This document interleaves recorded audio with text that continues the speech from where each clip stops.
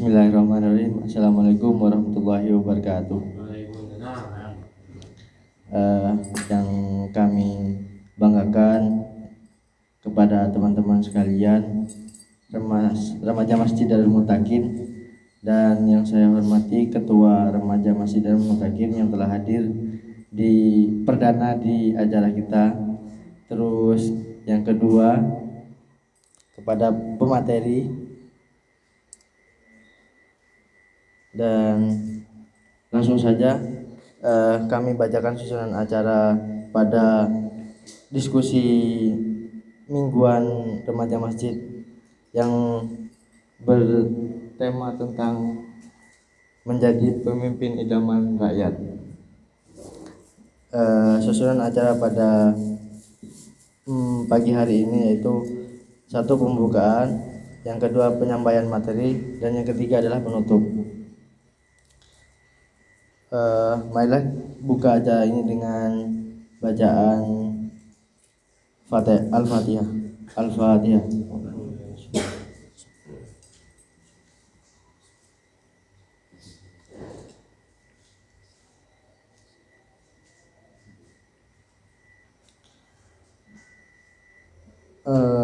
Yang kedua yaitu langsung penyampaian materi oleh Akhina Muhammad Zainul Hasan. Kepadanya kami persilahkan.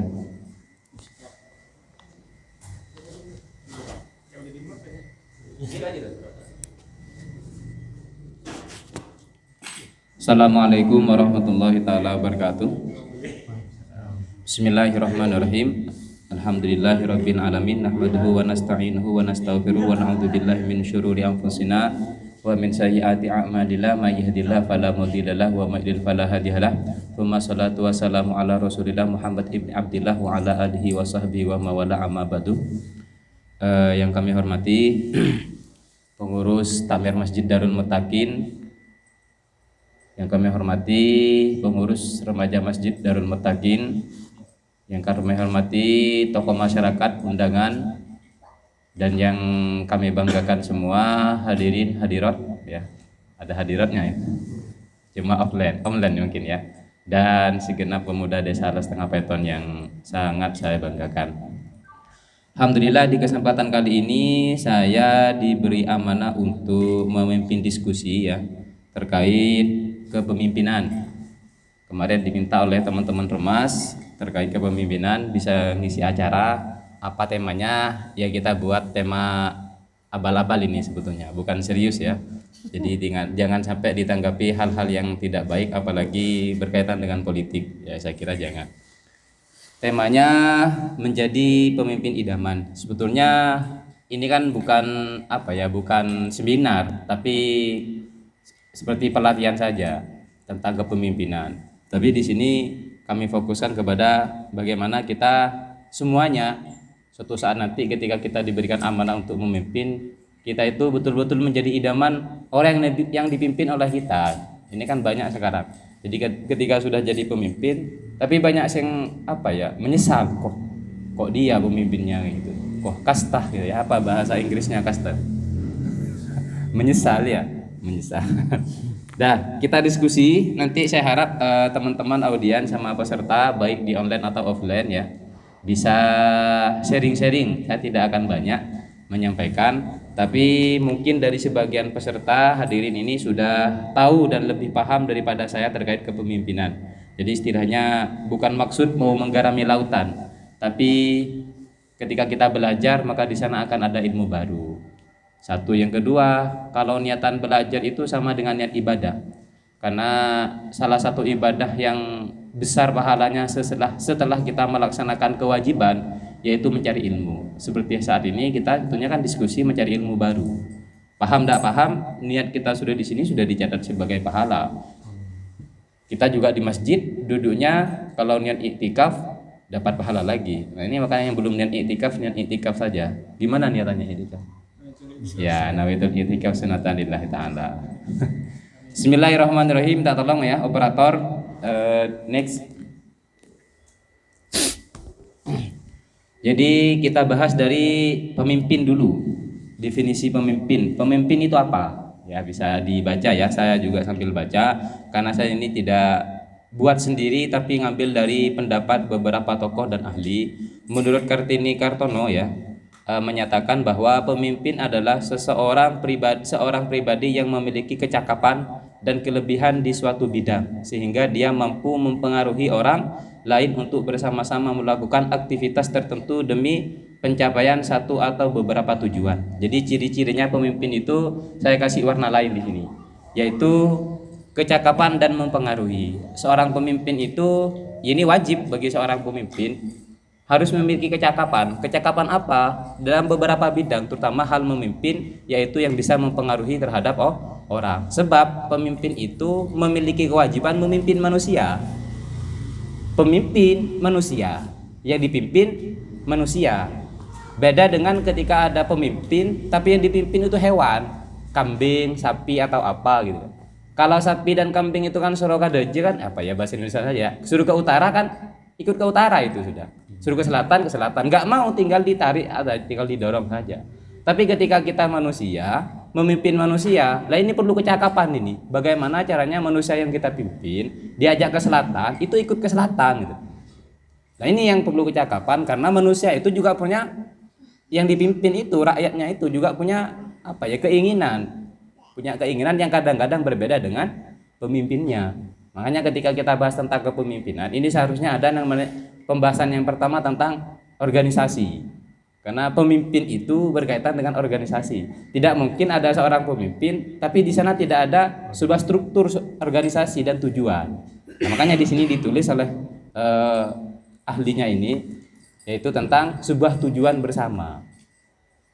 Paham ya? Jadi pemimpin itu harus memiliki kecakapan, harus ini siapapun jadi pemimpinnya, terutama mempengaruhi orang.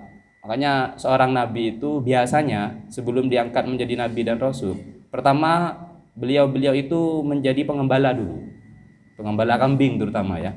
Jadi sebelum para nabi dan rasul itu diangkat menjadi nabi dan rasul, biasanya diuji bagaimana dia memimpin hewan. Kalau dia sudah tabah sabar mimpin hewan, insya Allah bisa mimpin manusia. Nah kalau pemimpin sekarang kan, ya seharusnya begitu juga. Paham ya? Ya lanjut. Itu definisi yang pertama. Next. Lanjut loh. Oh ya.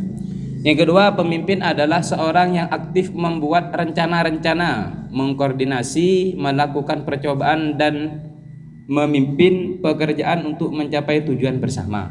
Nah, ini yang saya kasih warna lain, mencapai tujuan bersama. Kembali lagi ke bahasan yang saya sampaikan tadi, yaitu sebelum kita membahas tentang kepemimpinan, kita membahas tentang organisasi dulu. Apa itu organisasi?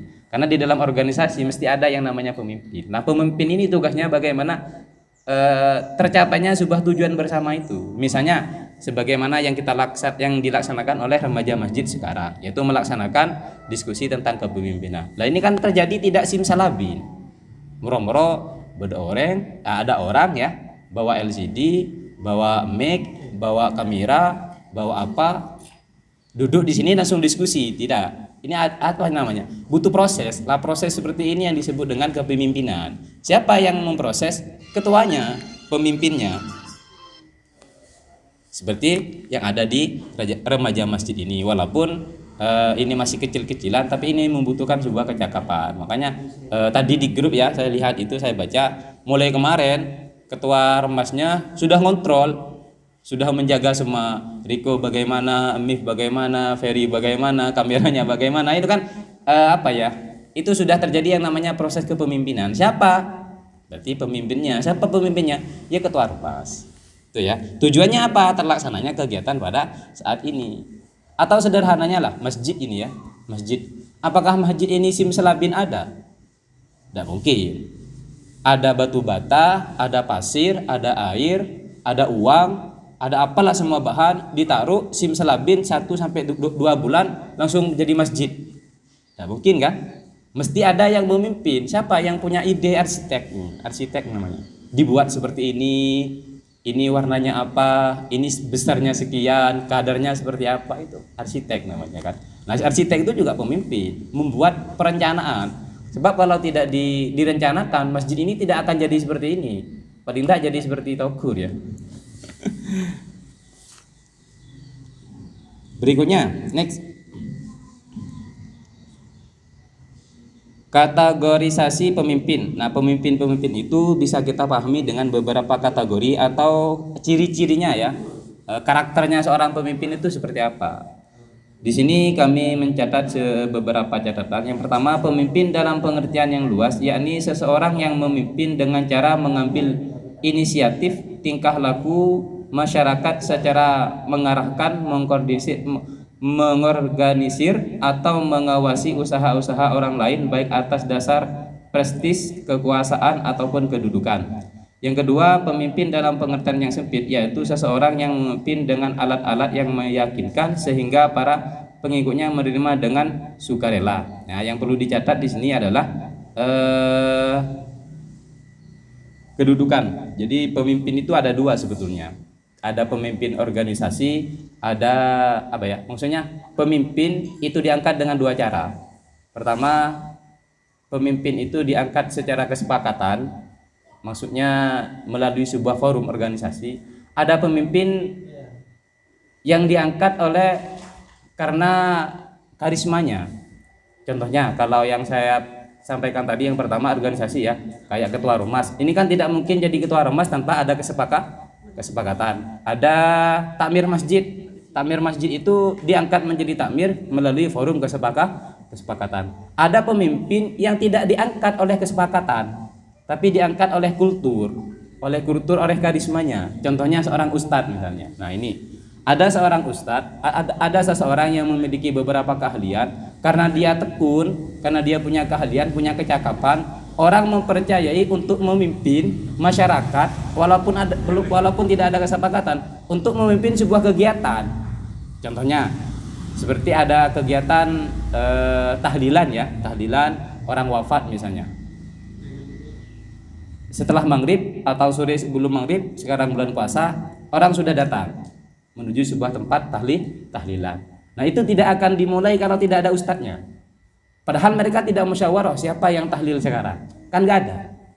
Tapi orang itu sudah sepakat melalui kultur dan budaya yang sudah ada di sebuah masyarakat itu, bahwasanya untuk tahlil yang mimpin ustadz ini atau kiai ini. Kalau tidak ada ini biasanya saling tunjuk, kamu gitu. Nah, itu sebetulnya juga pemimpin, tapi pemimpin yang diangkat bukan dengan kesepakatan, tapi pemimpin yang diangkat melalui kultur, sebuah budaya di masyarakat itu. Itu pemimpin pengertian ya, apa namanya? Tadi itu kategori pemimpin. Berikutnya next. Karakter, sifat dan karakter seorang pemimpin. Sebelum dilanjut bisa minta tolong operator, saya ada video ya. Jadi pemimpin itu paling tidak seperti apa di sana itu, minta tolong diputar. Ya, kita memahami seperti ini seharusnya pemimpin.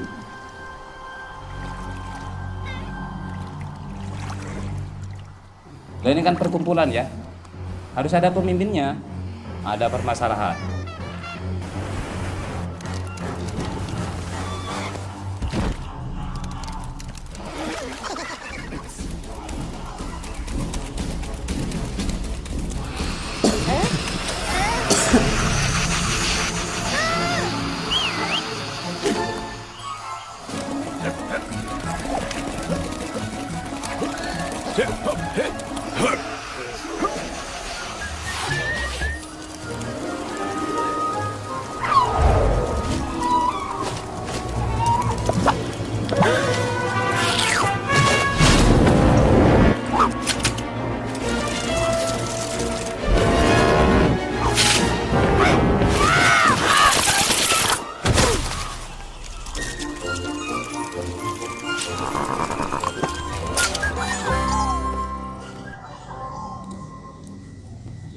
Ya, nanti diputar terakhir satunya, ada dua. Seperti apa pemimpin? Ya, seperti itu sudah. Jadi ketika ada perkumpulan, seorang pemimpin itu cuma dituntut ya, bukan kewajiban, tapi dituntut. Bagaimanapun kalau dia sudah ditunjuk sebagai pemimpin, maka dituntut untuk memiliki beberapa kreativitas, memiliki ide, solusi ketika ada permasalahan. Seperti apa? Ya, di setiap organisasi mesti memiliki masalah-masalah yang berbeda-beda, sehingga seharusnya setelah ada pelatihan kepemimpinan ini ada yang namanya pelatihan tentang problem solving, bagaimana menyelesaikan masalah-masalah dalam sebuah organisasi. Tapi paling tidak hari ini kita sudah belajar sedikit tentang kepemimpinan organisasi dan problem solving itu. Next, sifat dan karakter seorang pemimpin. Pemimpin itu harus memiliki sifat dan karakter seperti apa? Pertama, memiliki visi dan misi program ke depan. Jadi setelah ada kesepakatan dalam sebuah kelompok itu ada pemimpinnya, maka pemimpin ini harus memiliki visi misi, bukan pesi ya. Betul Gil? Harus memiliki visi misi bukan pesi. Apa visi misi? Itu artinya cita-cita atau harapan organisasi ke depan itu apa? Bukan memiliki pesi. Makanya kalau di organisasi kecil-kecilan itu biasanya yang dipilih betul-betul yang cakep dan cakap penampilannya, yang lebih utama itu adalah cakap, sehingga biasanya ada sistem demokrasi. Kalau saya dulu pengalaman di OSIS itu ya, jadi ada istilahnya debat ya, debat calon. Apa tujuannya? Biar masyarakat yang memilih itu tahu dia visi misinya apa, tujuannya apa ketika dia jadi pemimpin, dia mau buat program apa. Itu ya, seperti di Indonesia kayaknya waktu pilpres kan ada debat calon juga kan, si A punya visi misi apa, si B punya visi misi apa, bukan si A punya pesi berapa, si B punya pesi berapa, bukan. Nah kalau sudah kayak gitu, lah ini fantasi rusak ini, tunggu akibatnya. Jadi setidaknya kita harus memilih pemimpin yang memiliki visi dan misi. Kalau kita jadi pemimpin, kita dituntut dan wajib memiliki visi dan misi, program ke depan. Yang kedua, cakap, bukan hanya mempunyai keahlian, skill atau kepandaian teknik dalam suatu bidang tertentu, tetapi juga mesti memiliki ketajaman pikir yang kritis dan rasional.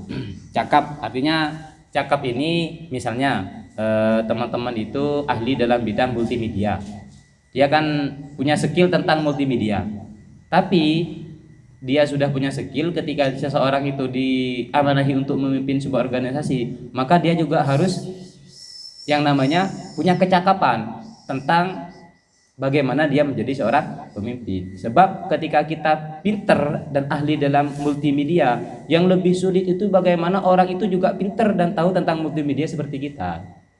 Ketika ketua Remas ingin melaksanakan kegiatan seperti pagi hari ini, bagaimana anggota Remas itu juga punya keinginan yang sama dengan ketua Remas untuk melaksanakan kegiatan ini. Sebab kalau hanya ketua Remas saja yang ke selatan, ke utara, nanya gini gitu persiapan, anggotanya tidak ingin, nah ini tidak akan terjadi seperti saat ini. Nah seorang pemimpin bukan hanya memiliki skill dan kecakapan, tapi dia dituntut bagaimana dia bisa membuat orang juga paham sebagaimana dia paham. Berikutnya, kepercayaan. Pemimpin itu harus memiliki keyakinan yang kuat, percaya terhadap kebenaran tujuannya, percaya kepada kemampuan dirinya, sekaligus mendapat kepercayaan dari pengikutnya. Nah, ini kepercayaan ini kalau dalam bahasa bahasa Madura ya, ipartajain orang. Ini yang sulit ini. Sebab kepercayaan itu kalau sudah melekat pada seseorang, terutama pemimpin, maka satu kali berkata ibaratkan 1000 kata kan gitu. Seperti misalnya ya mohon maaf ya, kalau teman-teman pernah mondok di pesantren, itu kan ada pemimpin yang paling tinggi pesantren itu apa namanya? Ada pengasuh kan? Bahasanya itu kan debu, ya, debu kan. Kalau pengasuh itu berkata seharusnya, itu sama dengan wajib sudah. Kenapa? Karena kita meyakini kalau pengasuh itu berkata, itu seperti perintah. Dan itu sudah sudah menjadi kepercayaan bagi seorang pengurus dan santri. Apalagi sifatnya instruksi atau perintah, wah itu sangat wajib sekali, bisa wajib muakkad itu ya, wajib yang sangat kuat sekali. Jadi pemimpin itu harus memiliki kepercayaan di hadapan masyarakat dan anggotanya. Bagaimana caranya? Ya pemimpin harus belajar tentang metode kepemimpinan, pemimpinannya seseorang seperti apa dan lain sebagainya. Berikutnya, tanggung jawab. Kesewenang-wenangan akan mudah terjadi jika seorang pemimpin tidak memiliki sifat ini. Artinya tanggung jawab itu segala risiko yang dilakukan dalam sebuah organisasi itu menjadi tanggung jawab seorang pemimpin, terutama terkait finansial, keuangan. Nah, ini yang penting. Jadi kalau nanti di remas ini ada bendaharanya, ada. Berapa M? Berapa M? Nah, ini harus ditanggungjawabkan, harus transparan, harus terbuka. Berhubung ini masih swadaya, ya ada masalah. Tapi pembelajaran tentang transparansi, tanggung jawab itu penting. Kenapa? Karena kalau sampai anggotanya dan masyarakat itu misalnya curiga terhadap pemimpinnya, nah bahaya ini. Itu sudah berkurang ya. Kepercayaannya karena kurang bertanggung jawab. Berikutnya, berani. Pemimpin yang baik berani berdasarkan perhitungan dan kebenaran tindakannya, tidak ragu-ragu dalam mengambil keputusan dan memahami konsekuensi dari keputusannya dibuat. Artinya berani, ya saya contohkan seperti kegiatan ini lagi, sederhana saja. Kemarin waktu saya pribadi juga ikut rapat, kita kan tidak yakin ya kalau kegiatan ini akan jalan. Kenapa? Karena di bulan puasa biasanya pagi-pagi itu teman-teman masih banyak yang ibadah. Ibadah apa? Ibadah tidur. Kan betul, naumus shaim ibadatun. Tidurnya orang berpuasa adalah ibadah. Ketimbang berbuat maksiat lebih baik ibadah. Ibadah nah, tidur. Jadi orang tidur kalau puasa itu dapat pahala. Makanya ini masih banyak yang ibadah sekarang. Nanti ibadah bangun ketika sudah zuhur, baru ibadah sholat. Nah, sebetulnya kan ada banyak elemen pribadi yang tidak yakin. Tapi karena pemimpin ini yakin kalau ini akan terlaksana, dikontrol betul, anggotanya dipengaruhi betul, maka kegiatan ini terlaksana walaupun sangat sederhana. Lebih baik berjalan daripada hanya ide dan gagasan. Sehingga katanya teman-teman, kita butuh aksi bukan opini. Kan gitu kan? Jangan dibaca tapi hashtagnya ya. Berikutnya, tangkas dan ulet, cepat bertindak mencari solusi masalah, dan jika mengalami kegagalan bangkit dan berupaya kembali dengan penuh kesabaran menuju keberhasilan. Tangkas dan ulet, artinya ulet itu pokoknya kalau kegiatan ini tidak terlaksana, saya yang malu. Pokoknya program ini kalau tidak berjalan, saya yang malu terhadap siapa? Minimal terhadap diri sendiri. Karena program itu jadi kesepakatan dan menjadi janji dalam hati nurani seorang pemimpin. Misalnya kayak yang di Remas, minggu depan kita diskusi tentang apa? Tentang desain. Tentang desain ya. Pelatihan desain. Nah, ini kan harus sudah direncanakan oleh remaja masjid, terutama ketuanya. Lah ini kalau tidak terlaksana, kalau saya pribadi pengalaman dalam sebuah organisasi, kalau ini tidak terlaksana sudah jadi kesepakatan, itu malu pada siapa? Malu pada diri sendiri. Ini kan ibaratkan janji. Kalau kita akan melaksanakan kegiatan, ini harus terlaksana. Misalnya di lapangan itu ada kendala dan kekurangan, ya itu biasa karena tidak ada yang sempurna. Sehingga dalam makalah Arab dikatakan itu idza tamal amru badanaksuhu. Kalau sebuah kegiatan atau sesuatu itu kalau sudah sempurna, maka yang tampak kekurangannya. Kayak sekarang, kan sudah berjalan. Apa yang kelihatan? Ya kekurangannya. Apa kekurangannya? Ya apalah bisa dievaluasi nanti. Kan gitu kan? Berikutnya, pemimpin itu harus cerdas, yaitu cerdas untuk mengefektifkan organisasi dalam mencapai tujuannya. Pemimpin harus lebih cerdas dari para pengikutnya. Artinya cerdas ini bukan skill ya, bukan kecerdasannya. Ada dalam sebuah organisasi itu pemimpinnya tidak sarjana, terus anggotanya itu banyak yang sarjana.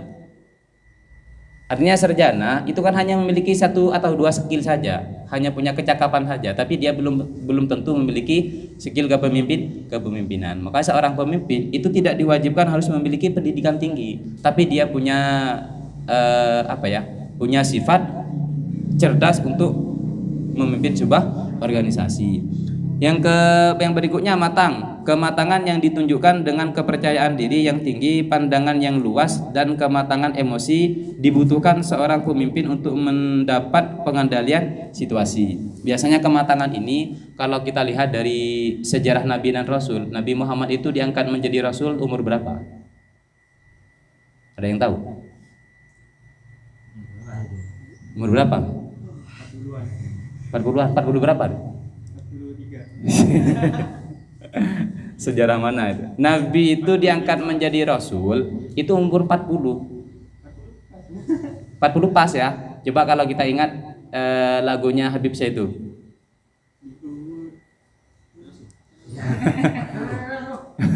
Diangkat menjadi gimana lagunya, lupa saya. Pokoknya Nabi Muhammad itu diangkat menjadi rasul umur 40. Padahal beliau itu menikah dengan Siti Khadijah umur 25 menikah. 25 sampai 40 ini jaraknya berapa? 15 tahun. Karena tahu kan teman-teman kan bedanya Nabi dan Rasul apa? Jadi kalau Nabi itu hanya mendapatkan wahyu tapi tidak diwajibkan untuk disebarkan kepada umatnya. Kalau Rasul itu mendapatkan wahyu juga diberikan kewajiban untuk menyebarkan ajaran itu kepada umatnya. Nabi Muhammad itu diangkat menjadi nabi pada umur 40. Berarti secara ilmu psikologi seseorang kalau sudah umur 40 itu sudah matang. Artinya rasa mudanya itu sudah hampir tidak ada, mungkin hiburan terus senang-senang itu tidak. Makanya kalau orang sudah umur 40 katanya salah satu pembina di masjid ya, Ustadz Masrur itu, kalau orang itu sudah berumur 40 terus masih keluyuran, masih banyak hiburan, berarti dia perlu dipertanyakan masa mudanya seperti apa. Rata-rata orang yang rajin ke masjid kan orang tua-tua, 40 ke atas. Kenapa? Dia sudah matang bahwasanya hidup itu bukan hanya sebagaimana yang dilihat oleh mata. Hidup itu harus begini dan begitu. Lah kita remaja masjid kok belum berumur 40 sudah jadi pengurus. Nah, ini namanya pembelajaran. Jadi orang dilihat matang usianya itu biasanya 40 ke atas. Yang berikutnya motivasi, dorongan kuat dari dalam diri seseorang pemimpin untuk mencapai keberhasilan dan kesuksesan dalam tindakan. Jadi motivasi ya, tadi di awal sudah saya sampaikan, seorang pemimpin itu bagaimana bisa membuat idenya itu masuk ke dalam ide anggotanya. Jadi kalau saya ingin mengadakan kegiatan ini, gimana yang lain itu juga seide dengan ketuanya ini. Caranya bagaimana? Ya ini memang harus ada pada diri ketua, harus ada pada diri pemimpin, baik itu dipimpin di RT, RW, terus dusun, desa, kecamatan, kabupaten dan sebagainya. Itu harus ada. Berikutnya terakhir, menjaga hubungan baik karena peran serta dan dukungan orang lain amat dibutuhkan oleh seseorang pemimpin. Maka hubungan baik yang manusiawi merupakan hal penting dalam memahami orang lain dan berorganisasi pada kebutuhan bawahan. Menjaga hubungan yang baik, karena saya yakin dalam sebuah organisasi itu mesti ada yang namanya konflik. Kalau ada pepatah Madura itu mun pereng apolong mesti yang bunyi. Ini piring ya, kalau piring itu ngumpul mesti akan bunyi. Bunyi itu namanya masalah.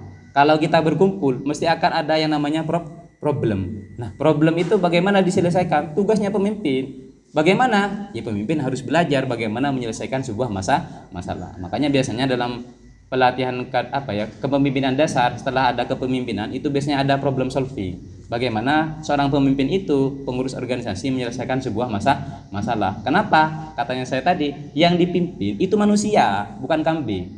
Kalau kambing suruh ke selatan tapi tidak mau, tinggal dicambuk, dipukul, dia tidak akan protes. Paling cuma bilang, "Mana Dad?"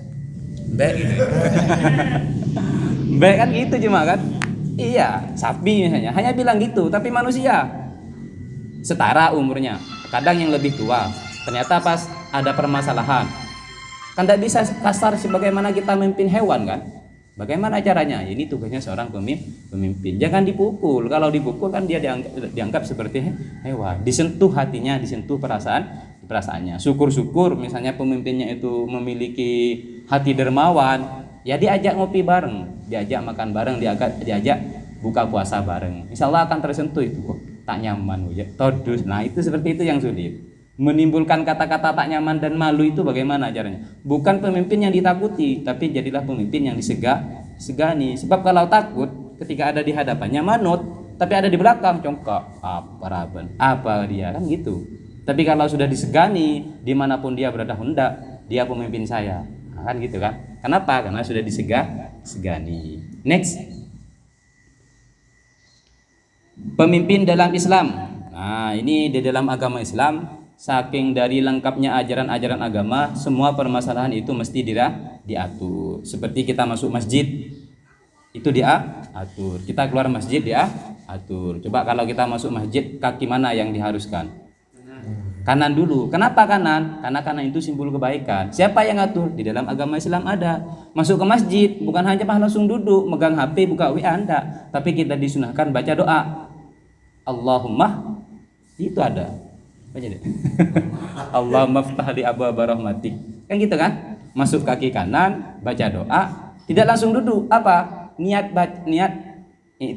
i'tikaf. Kalau tidak sempat sholat i'tikaf, bacalah subhanallah walhamdulillah wala ilaha illallah wallahu akbar. Baru duduk niat i'tikaf. Di masjid saja ada aturan. Ketika kita mau ke WC atau ke kamar mandi, itu ada aturan. Di dalam Islam, manusia itu mulai bangun tidur sampai tidur lagi semuanya diatur. Apalagi masalah kepemimpinan. Bagaimana kepemimpinan Islam itu mengatur? Satu, kepemimpinan dalam Islam dipandang sebagai amanah. Nah, ini yang paling penting ini. Kalau sudah jadi kesepakatan, salah satu dari kita menjadi pemimpin, itu adalah amanah. Amanah itu apa? Kepercayaan dari masyarakat. Seorang pemimpin bangsa, pemimpin organisasi, pemimpin masyarakat, hakikatnya ia mengemban amanah Allah sekaligus amanah masyarakat. Nah, pemimpin seperti ini yang harus betul-betul kita cari nanti dalam sebuah komunitas, baik itu organisasi atau kepemerintahan. Bagaimana memandang kepemimpinan itu sebagai amanah, bukan prestasi. Sebab banyak sekarang pemimpin yang dianggap ketika dia jadi pemimpin, saya berprestasi jadi ketua ormas kan gitu kan. Padahal dapat gaji. Biasanya organisasi yang tidak dapat gaji tidak jadi rebutan, tapi organisasi yang banyak gajinya itu jadi rebutan. Why? Kenapa? Karena di sana ada sesuatu.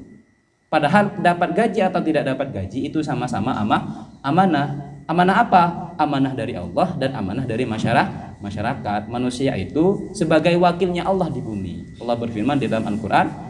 Bismillah. Di mana? Bismillahirrahmanirrahim. Wa qala Luqman, bukan ya. Bismillahirrahmanirrahim. Di dalam surah Al-Baqarah itu.